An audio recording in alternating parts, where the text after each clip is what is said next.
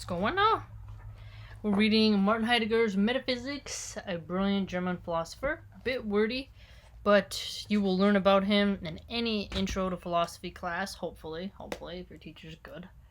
So we are in the paragraph of him titled 100, and we're in the section of the restriction of being.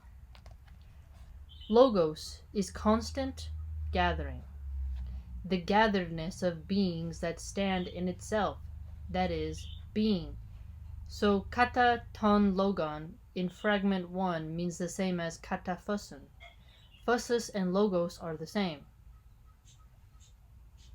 Logos characterizes being in a new and yet old respect.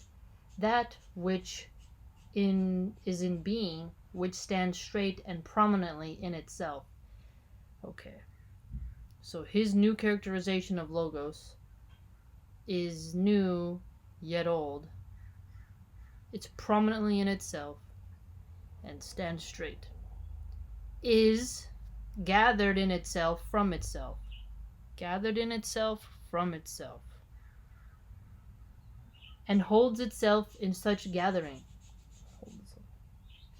The eon, the being, is, according to its essence, xunon, Xunon, a gathered coming to presence.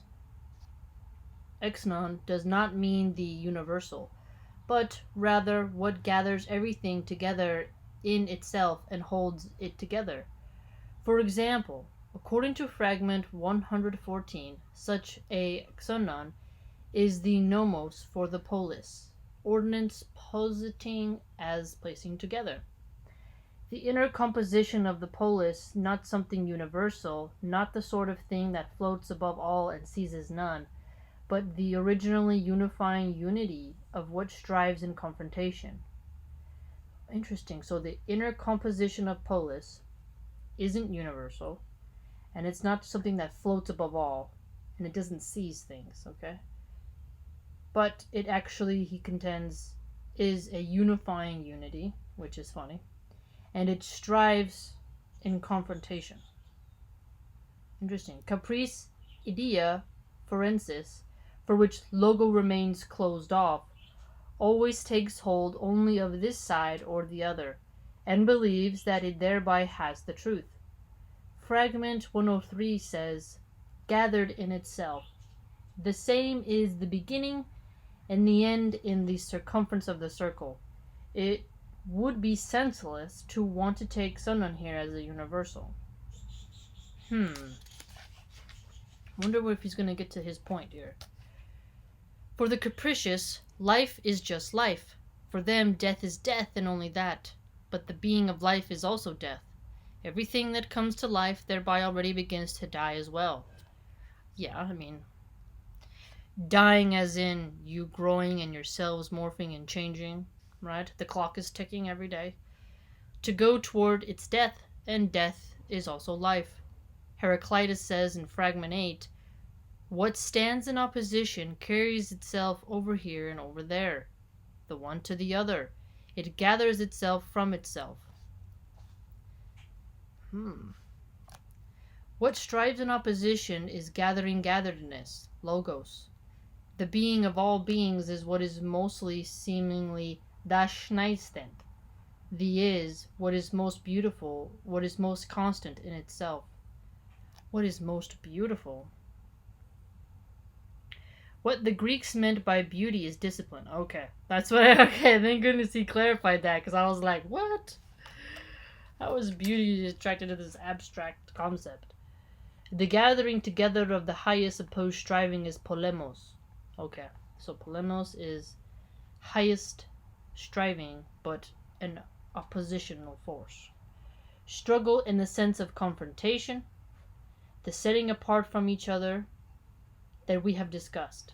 In contrast, for us today, the beautiful is relaxing, what is restful and thus intended for enjoyment. Yeah, that's why I was like, what are you talking about? Because if it's going to be a constant in itself and an opposition that's, in this striving mode, that is definitely the opposite of a beautiful relaxing, is it not? Art then belongs in the domain of the pastry chef. No. That's funny. Little Heidegger humor there. Essentially, it makes no difference whether the enjoyment of art serves to satisfy the refined taste of connoisseurs and aesthetes, or serves for the moral elevation of the mind. On and kalon, in being and beautiful, say the same thing for the Greeks. Coming to presence is pure seeming.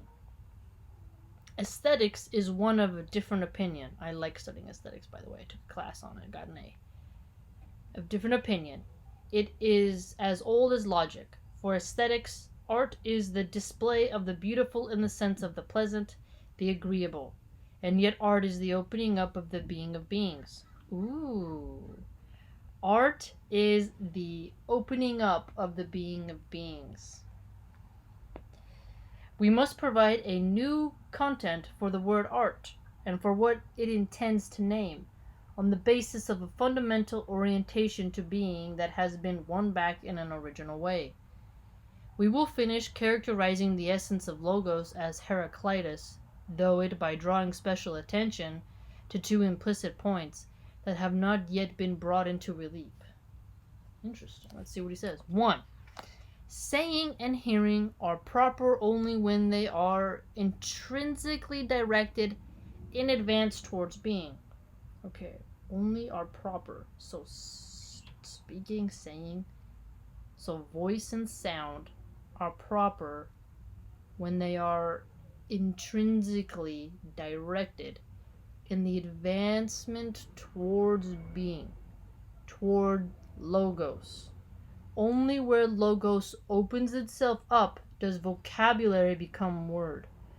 Ooh. Only where the self-opening being of beings is apprehended does merely keeping one's ears open become hearing. This is a strong assertion here. Self-opening being of beings,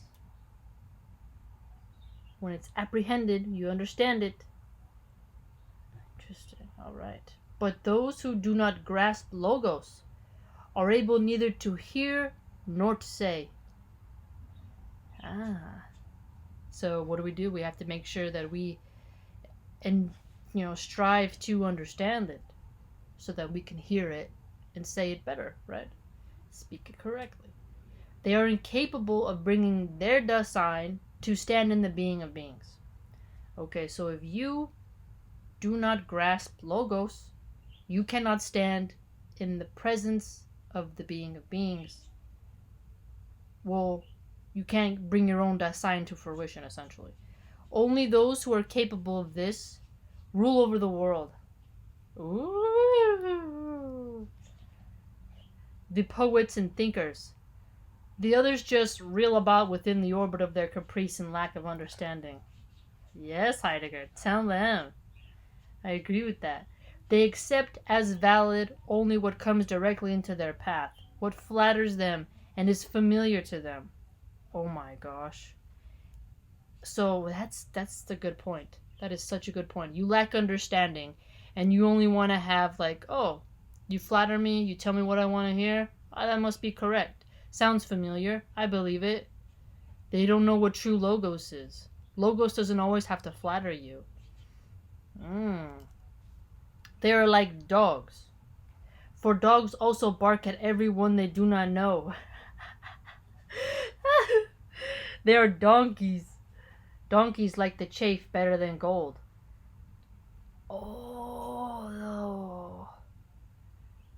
Oh, that is clever.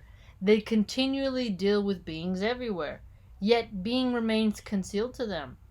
Being cannot be caught or touched, can neither be heard with the ears nor smelled. Being is completely different from vapor and smoke.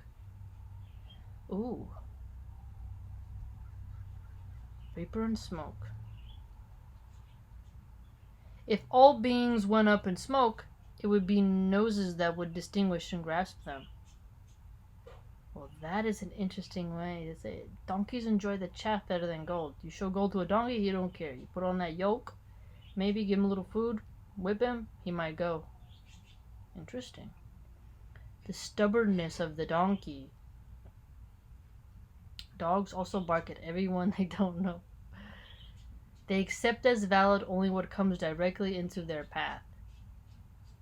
Those who don't grasp logos, they cannot hear or say, and they can't bring their design to fruition. And then they can't, and if they don't have their design, they can't stand in the being of beings. Interesting, Heidegger.